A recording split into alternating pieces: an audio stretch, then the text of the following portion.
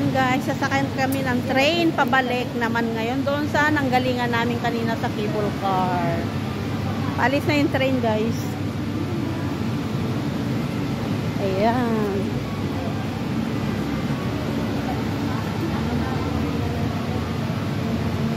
Ang galing no, di ba?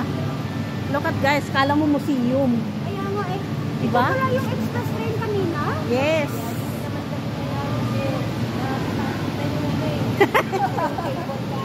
Ayan guys. Tingnan mo naman guys. Ang ganda naman ng train station nila. See? Ayan.